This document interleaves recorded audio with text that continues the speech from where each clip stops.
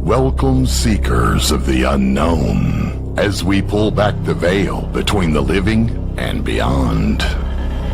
Unraveling questions that plague our minds, and oftentimes presenting the evidence that may prove them true.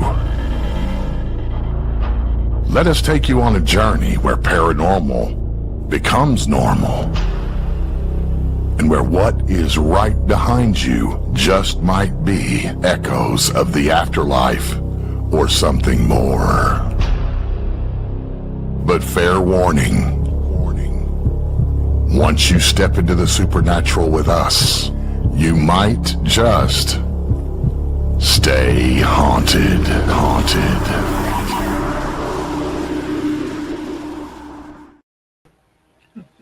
Hello, everybody, and welcome back to where the paranormal becomes normal. Welcome back to Stay Haunted. And happy Monday. Happy Monday evening, everybody. Monday. It's Monday. It's One Monday. day closer to the weekend. Monday fun day. It's Fun day May. Monday. It is. 2 more weeks to Gettysburg. Yeah. 4 weeks to Gettysburg. That reminds me, y'all, I want to let you know that Monday the 28th, we will not be live because one, Todd and Carmella will be coming back from Gettysburg. And two, Chris will be traveling for work Monday afternoon. We were going to stay in Gettysburg till Monday, but unfortunately I had to cut it short for work. So we will not be live Monday the 28th, but we've got some really good guests coming up and we are booked through September. That's awesome. Hello, Hello, Miss Melissa. Hello, Melissa. Hello, Listen. Mr. Scott. NC. And then Scott coming in from the NC. Hence why And hey, Bert, how are you? Albert. Hey, Albert. Thanks for joining. So what did you guys do this weekend? Nothing. Oh, we Hands on fire. Nothing. made a little trip to Vermont.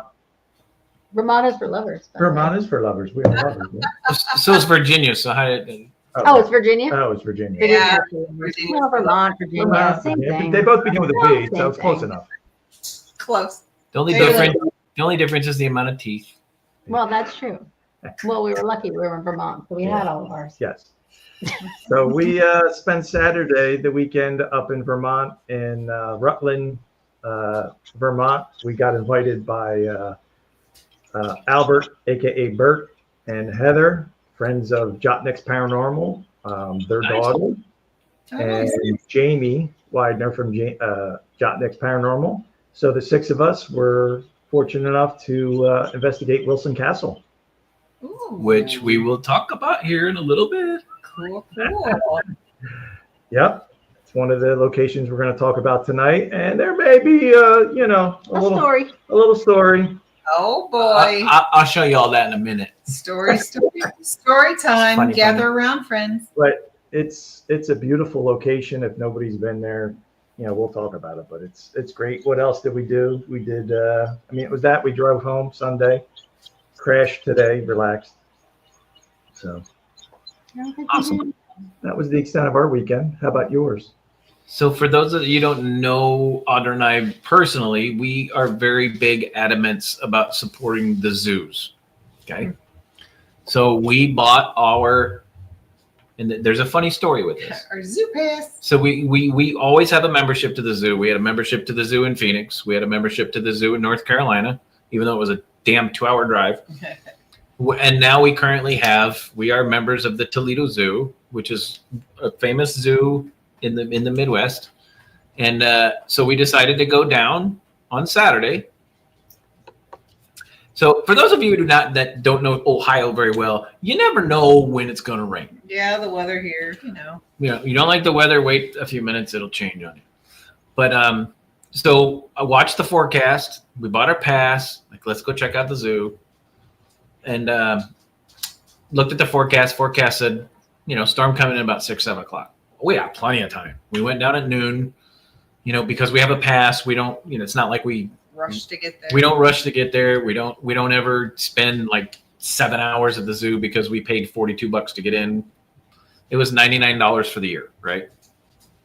And so we can go back anytime we want. It's 20 minutes up the road. It's not that far. So we get there about noon. We go through the first little section, and we look up, and there's clouds rolling in. So I check the Weather Channel radar app that I have, and there's a tornado warning. And it's coming. So it's like, okay, how far can we push this before we need to go somewhere inside? So we got through the first section, and then there's a section that you go underneath Anthony Wayne Trail with this long tunnel, or you can go over the bridge. And we're like, okay, let's go to the other side, see how far we can get. Well, the minute we come out of the tunnel, it starts pouring. Mm. So here's the best part, and this actually fits. This is the fun part of it. The old primate cages in the center of the zoo, they move the primates to a different section, and they turn those cages into an eatery. Mm. Go inside and eat, right? There's tables there. They've cleaned it up. I thought maybe things were eating. I wasn't sure where we were going with that. No, they opened up the cages. They put tables in there. So we basically hung out in the primate cages for an hour and a half. And while it poured and rained and wind whipping through and people getting soaked and running, and we were trying to take bets on how many people were going to bust their ass running across the concrete. And then we were taking odds. The bar. Now everybody knows all zoos have bars now, right? Yeah, everything has a bar. There's a wine bar across the way. So there's wine, beer, margaritas. It was amazing. This complete torrential downpour. There were people standing in line waiting for their margaritas, and I'm going, if anybody's ever bought a margarita or a drink at the zoo, it's way overpriced. Evidently not. It's way overpriced. It's way under alcoholed. And by the time you get back to the monkey cage, it's watered down from rain. So you just paid $20 for a crappy margarita that tastes like rainwater. So then we ended up hiking back to the truck. So we'll go back to the zoo one of these days and make our way through the rest of the zoo. But that was our weekend. Yeah. Dinner with them. Speaking of rain, we're getting some heavy downpours. We're getting some heavy downpours as we speak. Oh, wow. Up by Ron and Lotus, Ron and Lotus, they were Edgewater up northeastern New Jersey was under a flash flood warning. They were some spots up there were getting 6-7 inches of rain in like 5 hours. That's funny. It looks dry to me. Yeah, not up there. It's not. So. No, I'm laughing. It was a joke. Never mind. I'm half Polish. I'm slow to get those kinds of jokes. You're slightly Polish. Yes, I am. So I got a funny for you. So before we get going, just to let you guys know, tonight we are going to show you 5 locations that we have investigated. And this is to give you an opportunity to see 5 haunted locations in different parts of the country. We don't have any evidence for you tonight. Sorry, guys. But we are going to talk about experiences that we've had at these locations while we've done investigations.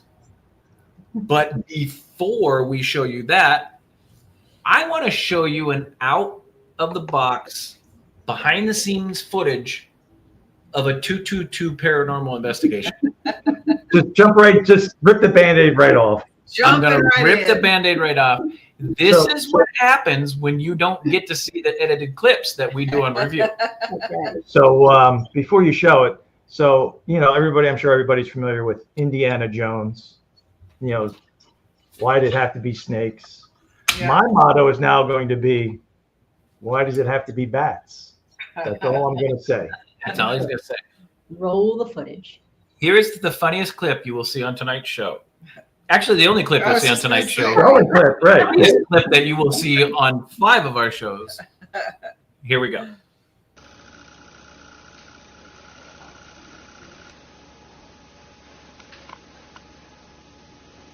Oh, Jesus Christ, you motherfucker! The fucking bat buzzed me! Motherfucker! Motherfucker!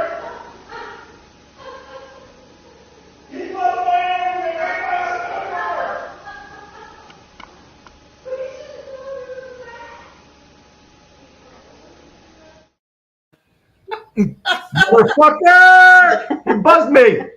He sneak attacked me. So y'all, Carmella's laughing in the background. you can hear a scream. We can be doing investigations. We can hear a scream, doors slamming, pounding, somebody walking behind us, disembodied voices. We could see shadow figures walk past us. We could look down the hall and see an actual apparition staring at us, and we grab a camera. But you have one little 2-inch bat fly by Todd.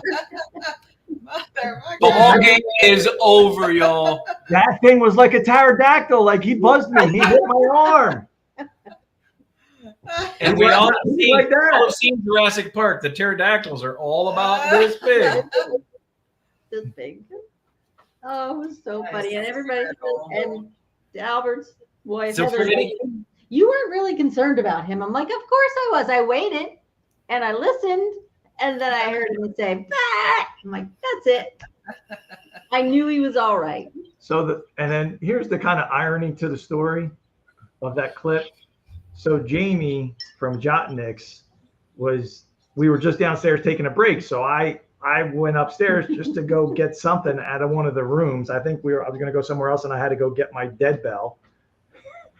And I'm walking up through the servants' quarters of Wilson Castle, and I stop and I pick up something or whatever I was testing. Oh, I know what it was. The tripwire lights were. I thought maybe the batteries were going dead in the tripwire, and I turned it on and off. And when I stood back up, the fucker buzzed me, sneaked behind me. And then that's when I, Started freaked yelling. out. But I had just shown Jamie the incident of my bat incident downstairs, like 30 seconds earlier of the bat incident in Tala.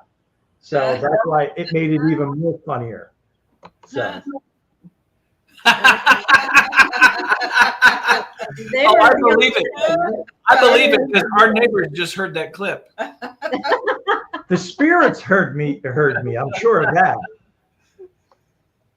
And you laugh. How can you not laugh at that when somebody calls? It's bad. But The best part is what you guys don't see is when we show the clips, you can't see Audra laughing hysterically. it's true. It was so funny. Did the bat light up the tripwire? No, he lit up Todd's tripwire. What up, my tripwire made my pacemaker skip a couple beats.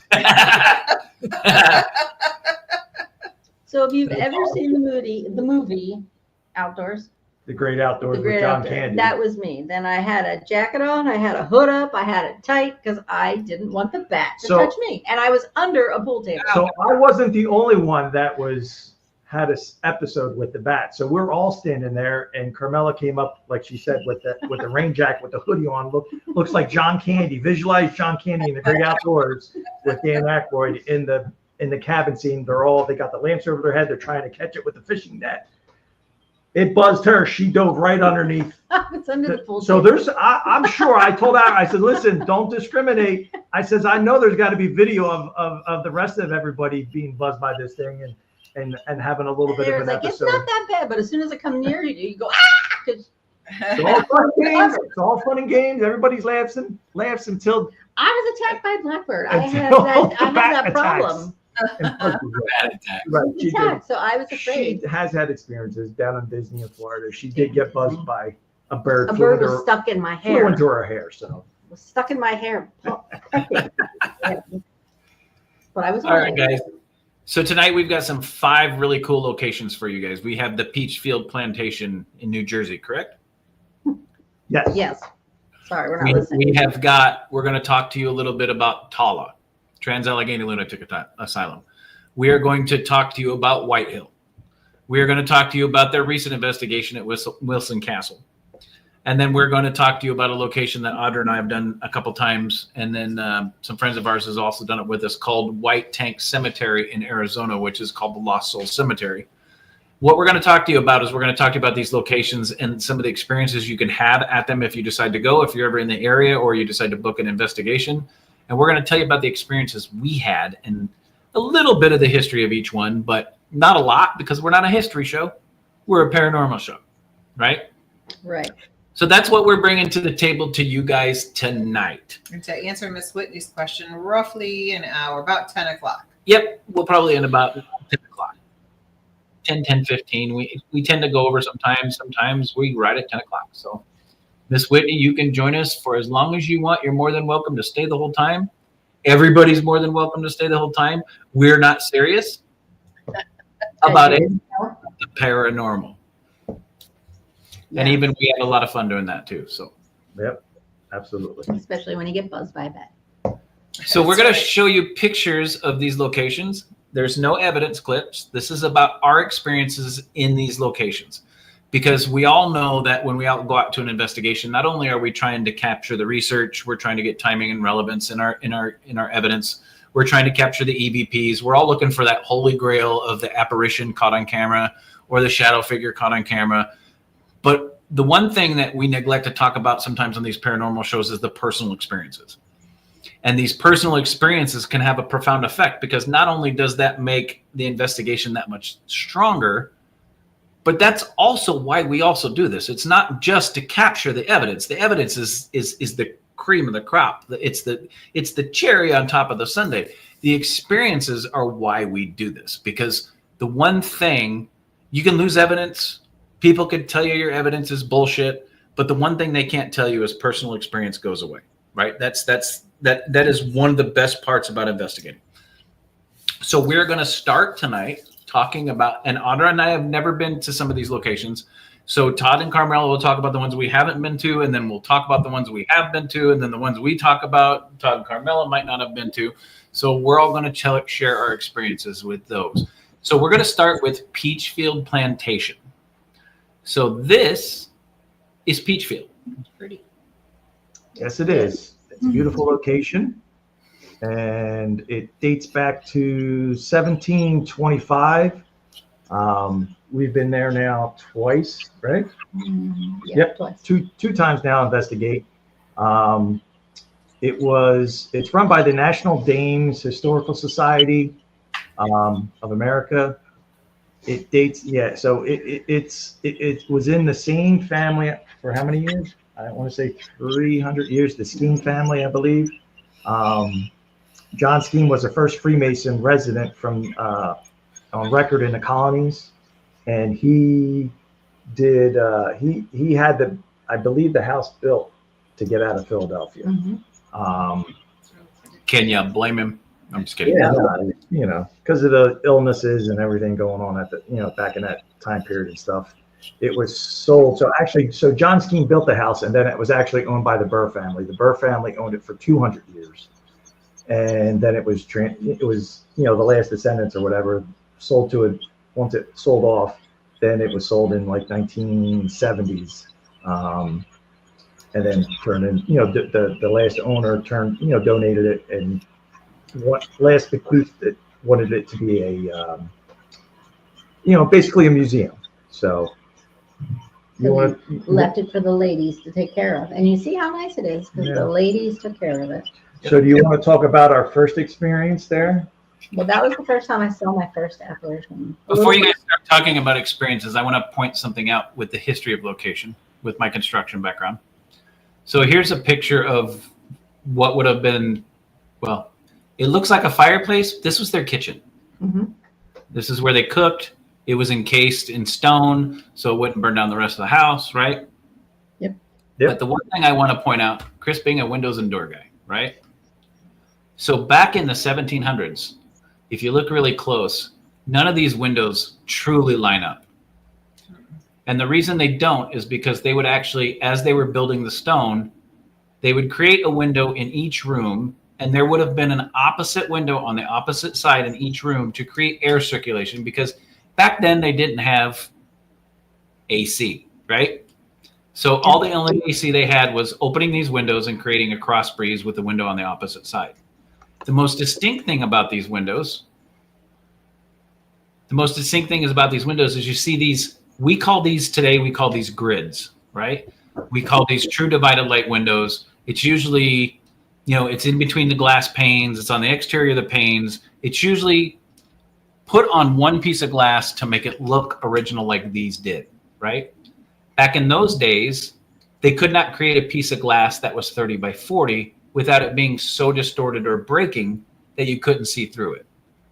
So these are actually single individual little tiny panes of glass, usually by 6 inch by 6 inch. This is what they call a true divided light window. Each one of these little squares is a single piece of glass. And the reason they did that is because they could not heat the glass up and not distort it enough to not be able to see out. So you've gone to those locations that where the original glass is there, and it's blurry, it's kind of wavy. Glass is not a solid surface like everybody thinks. It's constantly in a liquid state. Back then, it was 10 times more of a liquid state because they didn't have the technology they have today. So a little bit of background in construction and materials back then, and this would have been like a slate roof. Might not be today, but this would have been a slate roof that they hand shipped by hand. But all these windows were meticulously built by hand. The craftsmanship does not exist to this day. No, it doesn't. Nope. Okay, now talk about some of the creepy shit. Now about the paranormal. So it's a beautiful location, and actually that fireplace. So this first instance, if you go back to that fireplace picture, so we actually on our second visit we had a bunch of our, Ron and Lourdes were there with a bunch of other Frankie. Who else was there? Kim Guire, her husband, history medium, Lori Matt, that we investigate with. To answer Albert's question, this is in Burlington County, New Jersey. It's literally about 10 minutes from our house, literally a stone's throw away. And in this room, this was, so on our second visit, I'll talk about our second visit first. We actually, Ron was set up in this room, and it's a big, basically area when they have tours or visitors, and they have seats set up. And this is where we basically set up the first hour of the investigation. We did Ron and Lourdes ran their TDSE digital seance experience. As we were doing this during the session, Ron had asked me to put out the dead bell, that we love to use, and had it on the table where his setup and everything was. And he got to a point where he was like, all right, I'm going to ask this spirit, can you ring the dead bell? He's going to do a countdown. And he did the countdown. He wanted a TDSE and dead bell moment. He goes 3, 2, 1, dead bell.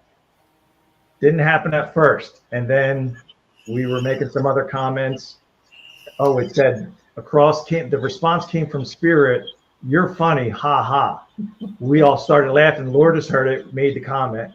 And then Ron asked, you barely hear him say it, but on the second time he says, can you ring the dead bell? Immediately the dead bell rang and we all went, whoa. And I believe Lourdes called Ron Rondellini. But it was, and Kim's husband was like, he's never been so dumbfounded, surprised. He didn't believe in any. He's like, I don't believe in that, but oh my God! He was how like, do you say, holy crap! Like the timing and relevance, and so that was the first cool experience with our second visit. Do you want to talk about the first visit? I tried. But... Go ahead. Right. I got out of the car and I walked up to the woman. I don't remember her name, who was running it, and I said to her, "Who's the little boy? I didn't think we could bring kids." And she said, "Oh no, he's dead." I went, "Oh, okay, cool." She's like, "Yeah, he just runs around once in a while when he wants to meet somebody or he wants to come talk to you." And I'm like, "All right, well, there he is." And that kind of freaked me out. That was my first. And before that, I said to him, "I've been here before." I explained the inside. He's like, "All right, you've never been in here. Okay, whatever." And we walked in and you said, "Holy crap, you explained that. How do you know?" I don't know. Right. I was never there, but I knew what it looked like in there. Hey there, Mr. Everett. She cooked the pizza right in that stove right there. Yeah, she did. So the first visit there, it was we literally had gotten the dead bell maybe 3 weeks previously, and that was the first time that we used the dead bell for an investigation. And I broke it. And we had gone into the basement, so we had friends with Carmella's work with us, and Matt and Lori that we investigate, friends that we just Matt was there with us. So we were I had taken half the group and gone into the basement with the dead bell. And in the basement, it's when you go down into the one area, it's a dirt floor. There's an arched kind of stone. Looks like another fireplace. Looked like or another fireplace. kitchen, I don't know if it was part of the Underground Railroad or I forget exactly. I have to find out the exact use of that area. But anyhow, off to the right is another part of the foundation, all stone wall, but it had a little, kind of like a cutout that you could see through it that goes into just the dirt part of the foundation. Set the dead bell in there, did a 30-minute dead bell Q&A session. And as I've explained before, I turned it on. It's an EMF sensor. I always keep it at the lowest sensitivity and had some pretty good interactive yes, no responses, and things. Fast forward, I go up, Carmella goes down. And there was a woman behind there that I could see, and they were asking questions, and I don't really remember what we said or what we were. Something came across at the Phasma box. She's watching you, or she's angry. I think it said she's angry, and we said, "Who's angry?" And I really don't remember, but I know it was that. Then all of a sudden, the dead bell went off and wouldn't shut off for 5 seconds. I have dementia when I talk about paranormal. I don't know why, but so yeah, there was a year. It happens all the time. There was a year came across. It was something relevant to I don't remember that, yeah. but whatever. It said she was angry, and we said she's angry. Why is she angry? And then that's when the bell just totally went off. Yeah, it rang, and then it rang like 20. Wouldn't stop. Like ding, ding, ding, ding, ding, ding, ding, ding, ding, ding, ding, like 20 sometimes in a row. So then I said, okay, everybody upstairs, we'll have Todd come down later and get it. I did not go back down and get it. Down. Carmella went down, and what happened when you went down? It smelled like it was burning. And it was still kind of ringing. Oh, it was still like a low ding. Yeah, but it wasn't like a normal. So there was something obviously wrong. Now the question we asked is, was it from the brick? Because that was original brick. Yeah. So was it something? Was it something? Yeah, was it something that But the spirit or was energy angry of behind the there. location affected and caused the bell to malfunction, or was it a design build? We sent it back to the business that we had gotten it from. Asked them. I just asked, hey, showed them, took the video, and asked them just to send it back. Send me a new one. And, what did they do? And just if they find out, just for my curiosity, because it was new to us, can you please just give us a, let us know if it was a malfunction by the build. If you're standing behind your product, just let us know. Unfortunately, never heard back, but that was our first location. They sent us a new one. They did send us a new one, and this is the one I've had, and we've never had any issues with it, and it works like a charm. That's why I love the dead bell. We love the dead bell. I know, it's so cool. It is. It's a neat piece of equipment. Yeah, it is. Especially when you get those timing and relevance. We had a cool one that I'll tell you about later at Wilson Castle. Nice. Oh, that was a good one. So let's jump to our next location. Trans-Allegheny Lunatic Asylum. Yay. So Trans-Allegheny Lunatic Asylum started in the early 1800s and didn't close until 1994. So the picture that you're looking at here, the Lunatic Asylum still sits on 13 acres. No, 13 buildings Right. on 666 acres. Right. What you're seeing in the front of you there is the very first building. It's the main building. The center portion with the steeple was the administration portion, and there's 4 floors, and it's called a wat bing or a bat wing. Damn it! It's called a wat bing. Bada bing, Bada bing, bada boom, right? And you can see why, because the one section came over to the left and to the right, and then it would go back to the other section, right? So it's somewhat shaped like a bat wing. I guess if you're a lunatic, this looks like a bat to you, but it doesn't look like a bat to me. But anyway, the main building alone is about 215,000 square feet, 4 stories. This is where we have investigated. We haven't gotten to any of the other buildings yet, but just to give you a little brief history, Trans-Allegheny they've recorded So on the property alone, they've recorded approximately 3,500 marked graves. They've done the LiDAR sensor, or whatever it's called, the sensor that does the ground radar, ground radar sensors, and they've discovered unmarked graves in the thousands. This was the very first place that they decided. That's right. This is the very first place that they decided, the gentleman, the doctor that came over from Germany, and decided that, hey, lobotomies work. Let's try these out. This was the very first place where that happened in the United States. They did over 4,000 lobotomies in this building with a 96 to a 99% estimated death rate. There's only one known person alive, I don't know if he's still alive to this day, that actually left when they closed, that actually had a lobotomy and lived. I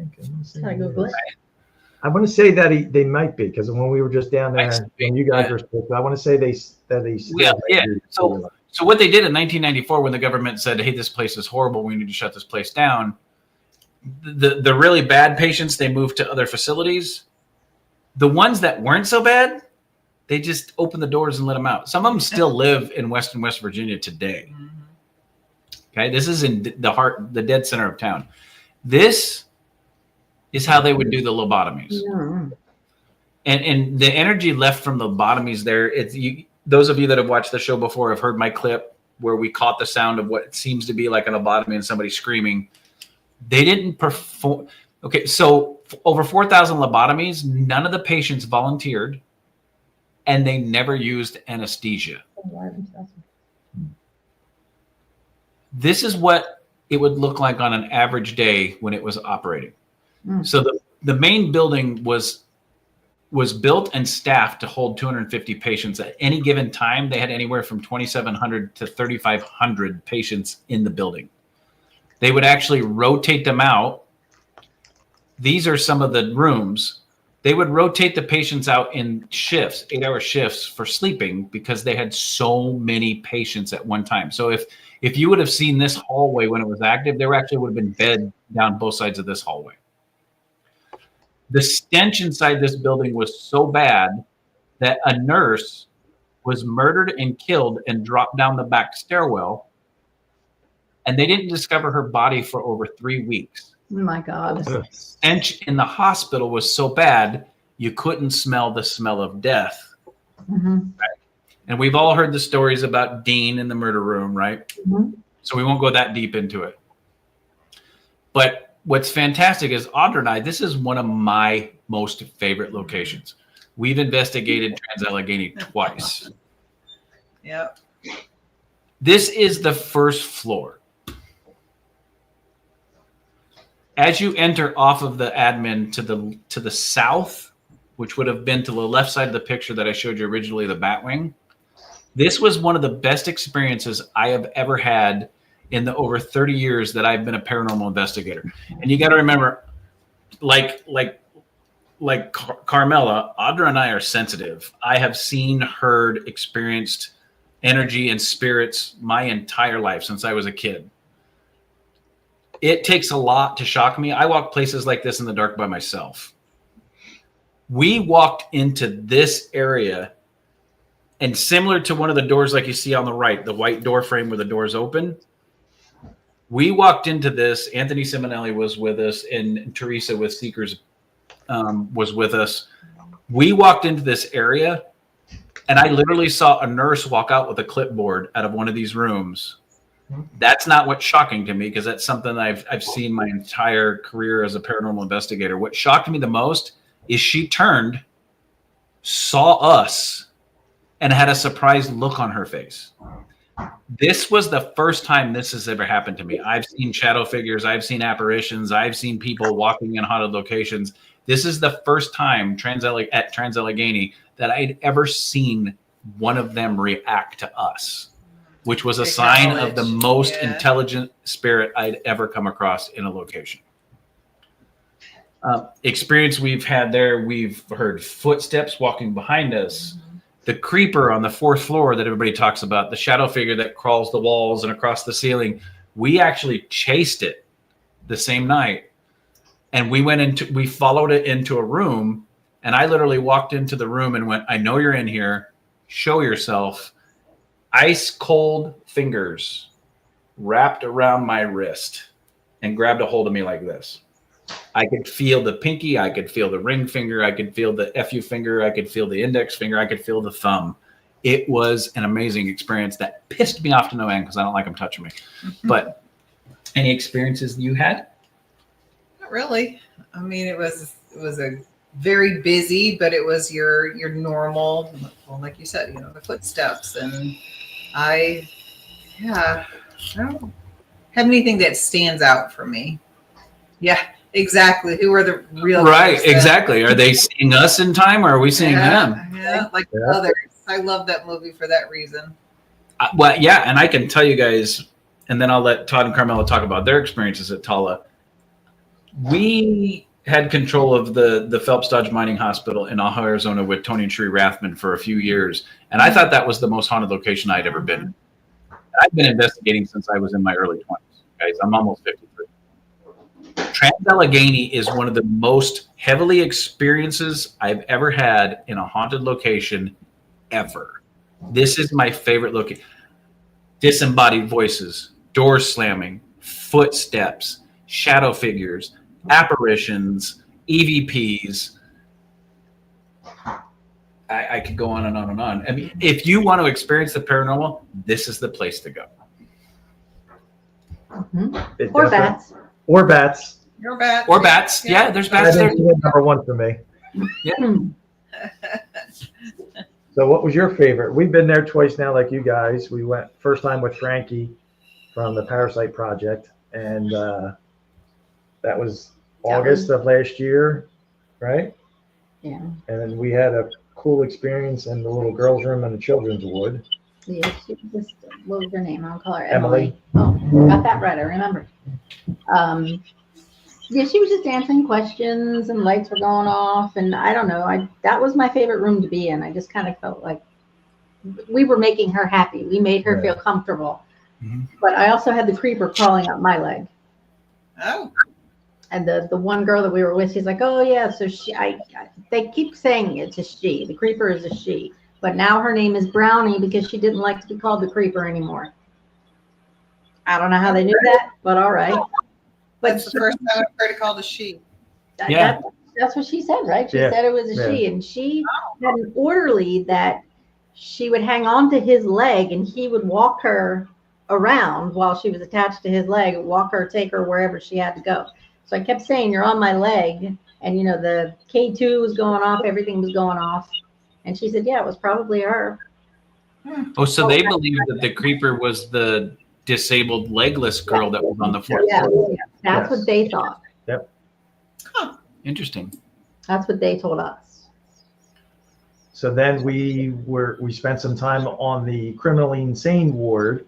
The male side was first. When we were doing the initial tour, our guide was talking about how when somebody was overactive or out of order, they would put them in a little caged, 5x5 caged area.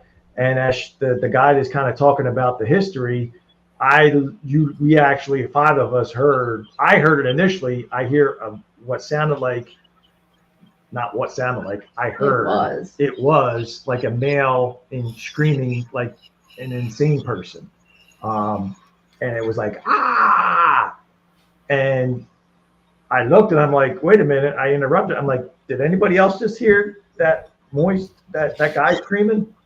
And they were like, some of the younger kids in the group with us were like, oh, we thought it was screaming outside the window. I'm like, the window's closed and no, it came from out there. And so there was like 5 of us, Carmella heard it, and then 2 or 3 other people. And then as we're walking out talking about it, so we heard that disembodied, it was captured on the audio camera. And then as we're walking out, and I mentioned about the voice not, because you're like dumbfounded when you actually hear disembodied. Because you're like, especially you, because you don't really hear. And I really don't hear or see anything that often. When I heard it, I'm like, what the fuck? And it's just like a what the fuck moment. And as I'm walking out, we didn't hear it disembodied, but you captured often the way same tone male voice down the end of the hallway screaming again. So that was a pretty interesting experience. And then we went to the other side to the women's ward, and They didn't like me. they didn't like Carmella. No, they love the men. Yeah. They loved Frankie and They loved myself. Frankie. And Yeah. even Frankie was at the end of the hallway. There's something near me. I can't be by myself. So I walked down the hallway and then I stopped.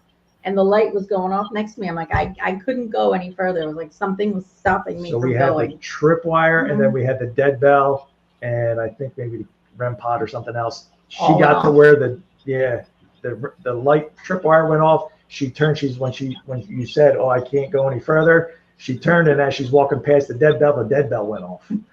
Oh, wow. Wow. Be there, but you were good. Yeah, He went Frankie down. was good. I went down. Me and Frankie were down there.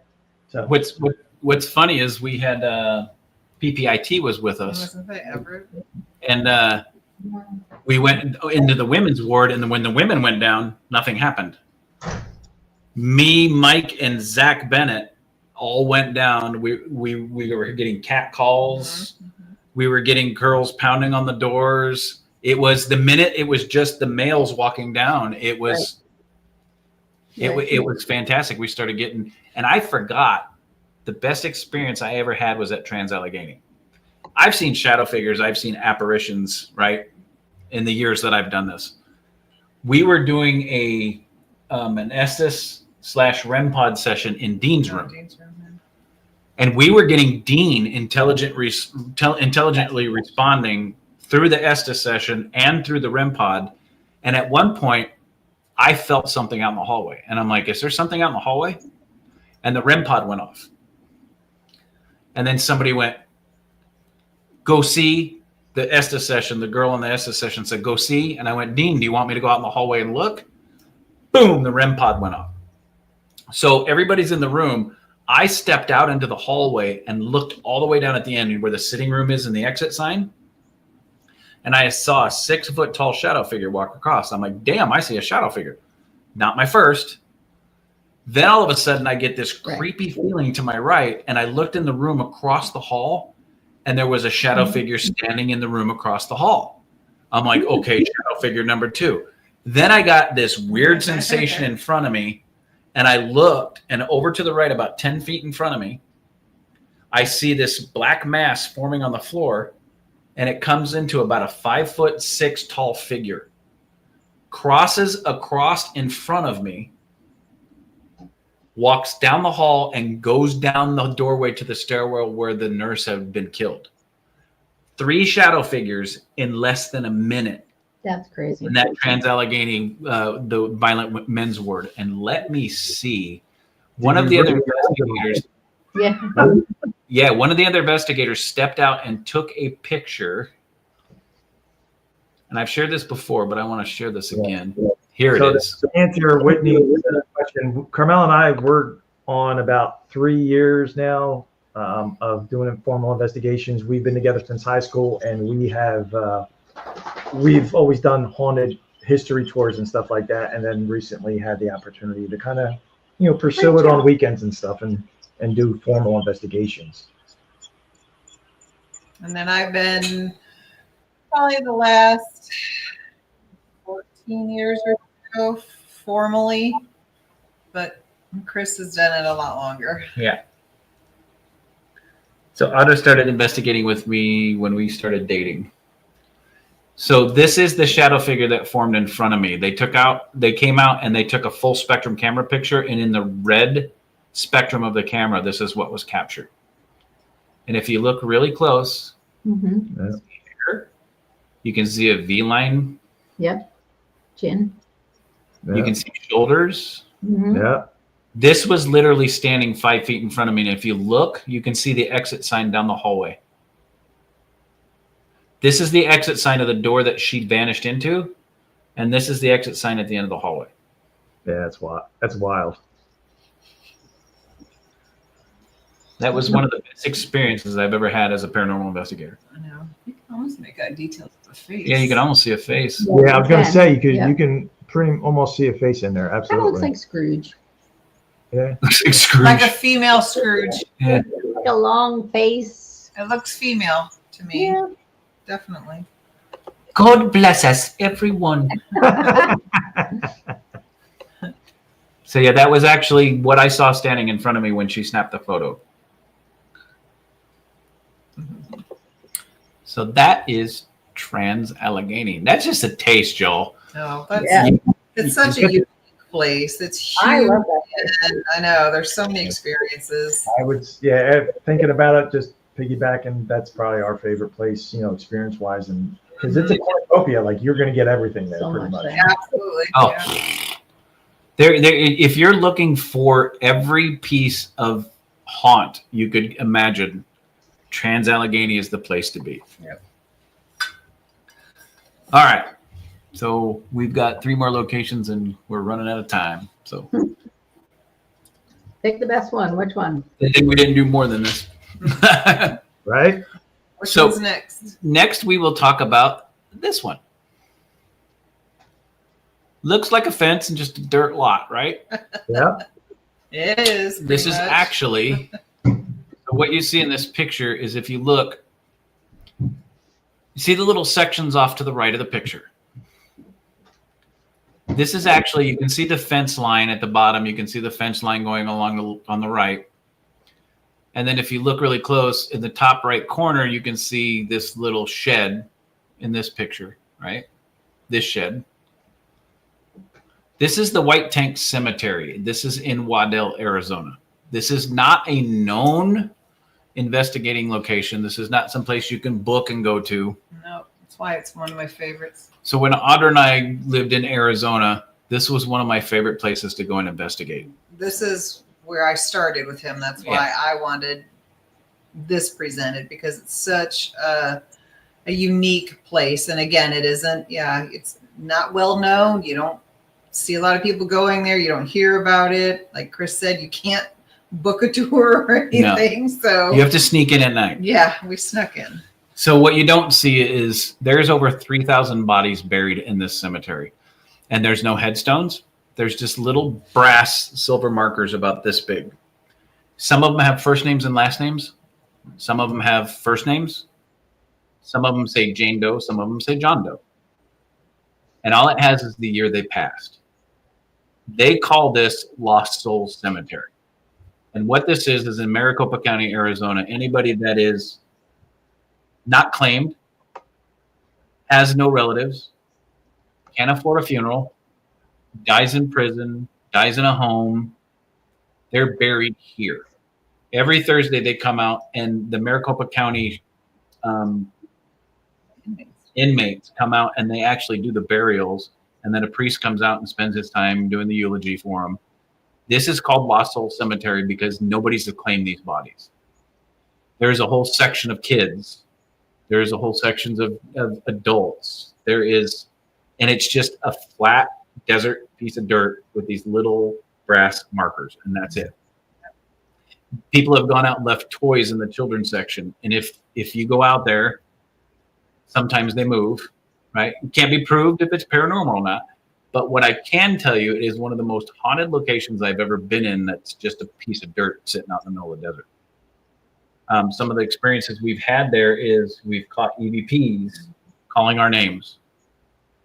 I had a picture that I lost when we moved to North Carolina. It was one of my big terabyte evidence that I lost. There was a girl sitting Indian style next to one of the bushes. Actually caught that picture of the apparition. I was there one night and we were down in the one section near the workers' shed where they have the shovels and the digging equipment.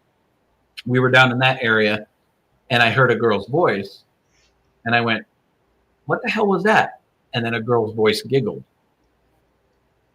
And I went, "Oh, so you think that's funny?" And she giggled at me again. Oh, shit.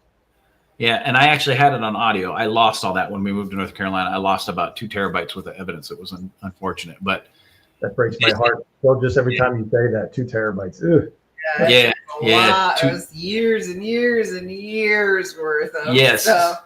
So I literally, from the time I was in my early 20s until Audra and I started dating, we're talking 20 years worth of evidence gone. I mean, thousands and thousands of EVPs, pictures. But the White Tank Cemetery sits just off of Camelback Road in the 303 in Arizona. It's in Waddell. It is literally where those that are lost go to be buried. And they call it the Lost Soul Cemetery, but it's actually called the White Tank Cemetery. Anybody can get into it at night. They leave the gates open. Okay. They started like No, they locked the main gate, but that we kept finding that side gate. right. The I side really gate. hope that's the dog making that noise. It is a great place to locate. I've taken multiple friends there. Tony and Sri Rathman have been there. The evidence is crazy. People follow you. You can hear footsteps in the rocks behind you. It is a great place to go if you're ever in Surprise. Yeah, it's the dog. Thank God. If you're ever in Surprise, Arizona, or in Waddell, or anywhere near Phoenix, stop Look it out up, there for a few yeah. minutes. Look it up. Go out there. Nobody's going to stop you from going in. There's no security. It's out in the middle of farm fields. I think they built an industrial building across the street. Now that farm's gone. Yeah. But So Miss Audra, a question. So that was your first investigation, you said? Pretty much, yeah. It was one of the first times that he's like, well, let's, we've talked about this and kind of experiences we've had as a kid. Well, let's go investigate. I'm like, okay. And one of the things that I just remember so much is this is before you really kind of think that you maybe have a little sensitivity, instead of just craziness, but just walking back and forth. And I just remember somebody coming up like behind me, and I was like, I could just feel like they just rushed up behind me and stood like right in the back and told me, you don't belong here. And I was like, oh. In your personal space. Yeah, it was a little too close for Yep. me. So we had somebody banging on the fence one night while we were investigating. And at the time I was with the Maricopa County Sheriff's Office. So I always carried something that would protect us if we needed it. So I went out. There was nobody for miles.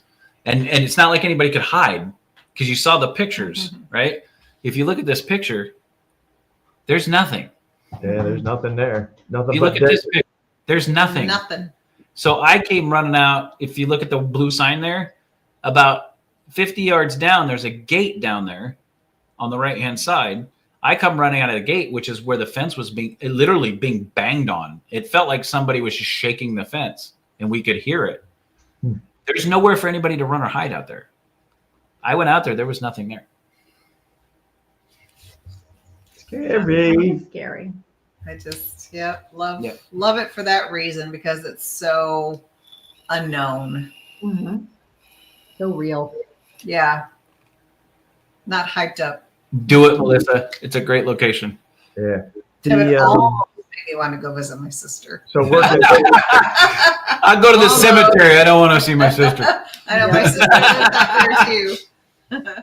So the working for Department of Corrections, they actually have inmates that pass away while they're incarcerated. They do have actually cemetery that's not too it's close to actually where my mother and other family members are buried. But all they have there, so they're marked, but they just have their state number, their identification, and their inmate number. That's all they have there. So we can relate to having. It's not that it's so you don't know the inmate's name. You just know that somebody. It was an incarcerated person that was buried there. So, but very interesting. I'm trying to find. I had a front view of White Hill in here, and it's gone. Well, since we're short on time, let's go right to Wilson Castle. Unless you want to run a little bit. We'll talk about White Hill another time, y'all. So let's skip. Funny, Ron. Funny. What do you say? Inmate number. Inmate number 222. What's amazing is it's Dos Coco's inmate number 222. Right? There you go. Ding. That's right. So, All right. So let's Good night, go Whitney. straight to Night, good night. Whitney. Whitney. Thank you for joining. thank you, Whitney. Thank you. This is Oh, this is Wilson cool. Castle. Cool. Holy mackerel. That is awesome. Huge. This is the driveway that I want. Oh, Yeah. yeah. That's the house I want, baby. Right? Pretty much. was Let me beautiful. find. Yeah, it was an absolutely beautiful location. There's so many rooms. we wouldn't go into. Audra always falls in love with the old haunted places. I do. I love them. I'm gonna So read where it. is Wilson Castle? Remember Vermont for lovers? That's right. Wilson Castle is right next to Castaway Island. Yes, it's That took me a while, but I got it. it's in it's close to Rutland. It's literally 10 minutes outside the town of Rutland, Vermont. I'll just give you a couple of quick facts since we're short on time. The castle was started to be built, I think, in the late 1800s. It took 7.5 years to build. There are 32 rooms inside the castle, 13 beautiful fireplaces. There are 84 etched and stained painted glass Wow. windows, Wow. 10 bedrooms, 13,131 square feet. And the original time when its construction started in 1885, how much do you think, Chris? 2 million. Pretty damn close. 1.3 million Back Wow. back then. Wow. So like 50 million. then. Yeah, today's money about 50, 60 million. Holy Yeah. crap. Yeah. And the everything was they brought in all European construction people. All the brick that you see there was imported from Europe, and it was put on a rail car to build this place. That's why it took them freaking And- 7 years. Yeah, and then Wow. the last owner, so the Colonel Wilson who owned it, he was very prominent. He did radio towers and like communications and stuff, and he ended up did some work, I think, for the Vatican or something to that extent. And there's a chair from Pope Pius V, I think it is. Yeah. It's a Pope. Well, price. Okay. Yeah, I think it was. So there's a chair in there. There's so much collectible art. There's a What was Ming from 15? Ming Dynasty. It was something. I mean, there's a lot of old shit in there. Just put it that way. So what year was this built, Todd? It started in 1885. It Uh, was completed 18-ish, 90 something. Y'all, see the round porthole windows, and do you see the arches on the porch and the arch at the top? That is all hand calculated on how big to make those so the arches would not collapse. That is all brick. There's no engineered structure behind that. Everybody thinks that we're so much smarter today than we were back then. Nope.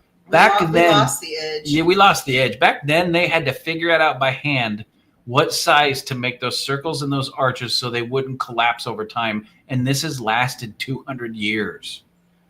Today, we can't build those arches to last 20. Yeah. But we're Well, so they- much smarter now, right?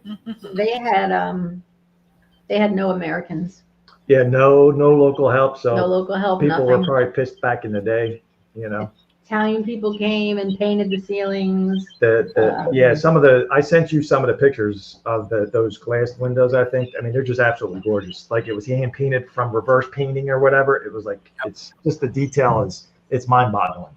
So the town was not happy that they didn't have any locals helping. Guess how much the Colonel Wilson bought the, I called shit too, Lourdes. How much Yes, you bought? he bought it at a tax sale, $12K. Jesus! And that was just back taxes, though, that he And had that to was just pay. back That was taxes it. that he had to pay. That's all he had to pay. Wow. That's a fuck ton of back taxes for back then. Yeah. Yeah.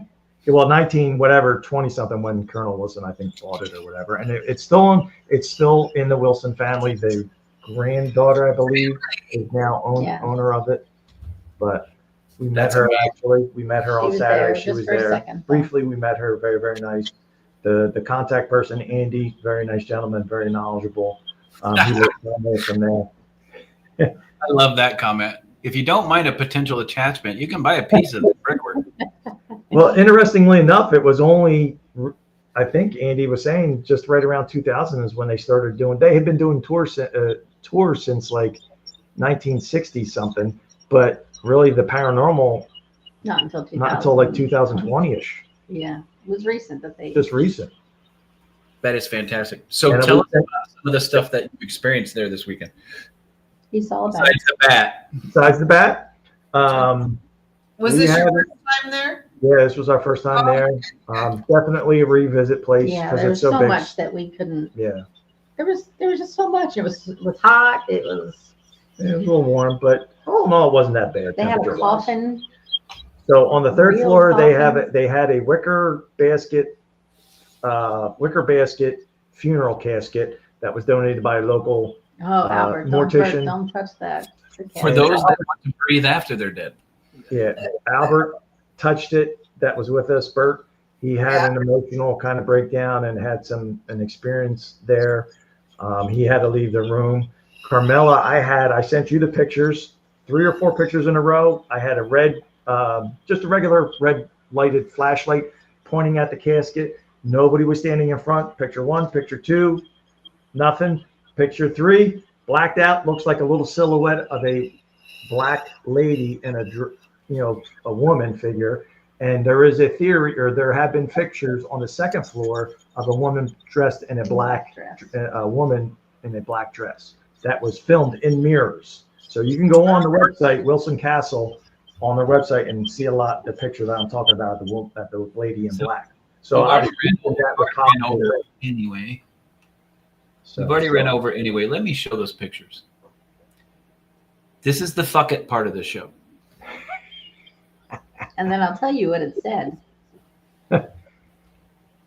What it said. Yeah. This is the first picture. Okay. Yeah. Second picture, nothing. Third picture, nothing either. I'm just kidding. That's the third picture. And Carmella's sitting behind me. Everybody is behind us. Everybody's behind me, so nobody's in front of me when I'm holding that red light. Nobody crossed in front of me, and That's the difference. from that to that. Oh. Oh, So yeah. I don't know if it was before or after I took that picture, but Todd kept cutting me off, kept saying this, saying that. And I finally go, I am so angry. Like I was so angry. I wanted to scream and yell at him. And then across my spirit talker, it says, fuck you, an exclamation mark. And I go, yes. That's what I mean. And he goes, did he say that? I said, That's what I wanted to say. it. I was Oh like- my God. I'm like, thank you. The spirit read her mind, Oh, consciousness, and said, He "Shut up." Shut up. I'm going, I was trying to say something. And he's like, and blah, blah, blah, blah, blah. And I'm like, oh, I'm just so angry behind you. Oh, I'm getting the dog growling. Lacey, no. Then, so that was on the third floor. There was the bad incident, and then we had some good timing, relevant responses in one of the master bedrooms. Yeah. And then, listen, we don't want to go too much over. This is how we ended the night. We're downstairs in kind of like their area that they use for probably tours. We're sitting at the table that used to be, it had a billiard light above it, but now it's just, just a dining room table It's kind like of an there, office. like an office that they use it as. So we're sitting there.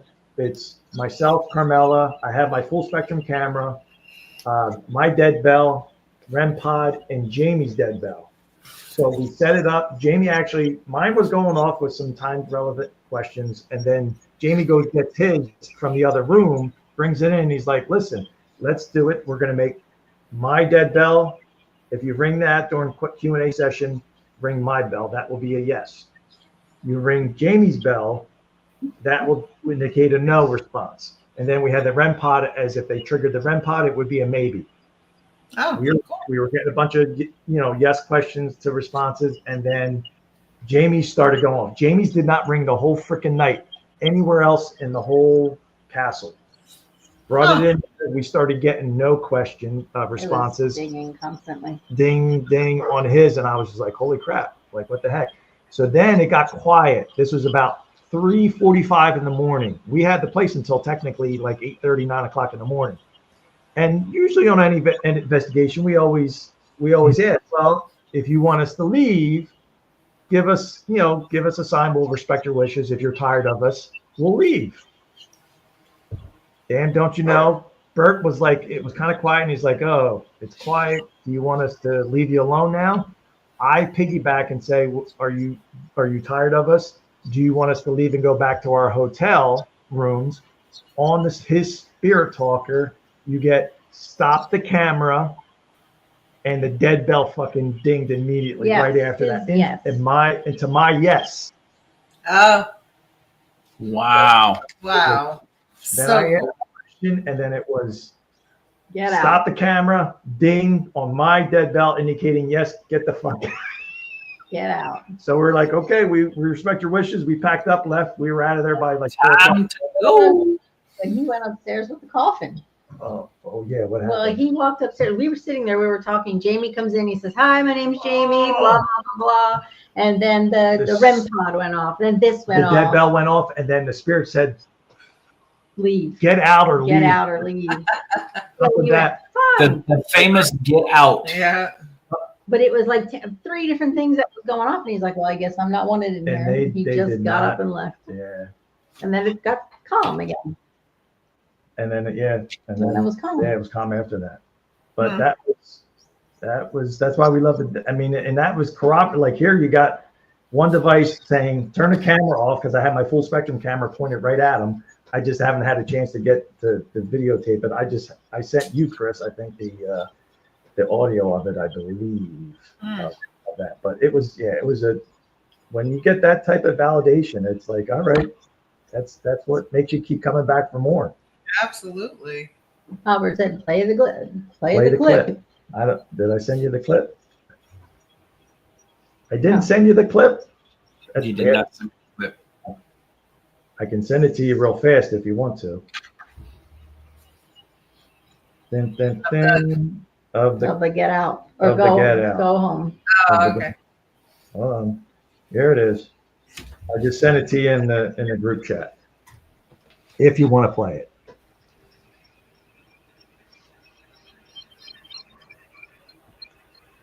So yeah, that was kind of the spirits gently saying, "Get out of Dodge. We're Go tired. home. We're tired." Done. Boy, I felt like we all felt like we were kind of like, okay, we're just going to sit here until. Oh, and then the computer randomly went on. That Oh was yeah. in the The office. computer went on by the front thing, but we were thinking maybe it just cycled through or something like that, maybe an update. But Hang on, I gotta share the audio. Hang on. It was weird. We all heard a beep beep, and we're like, "What was that?" Just the computer All right, randomly. here we go. Now we'll be able to talk to this. So Shh. here we go.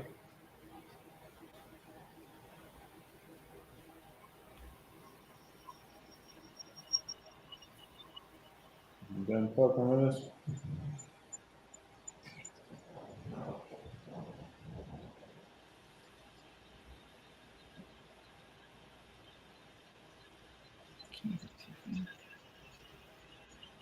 You ready for us to leave and go back to our hotel?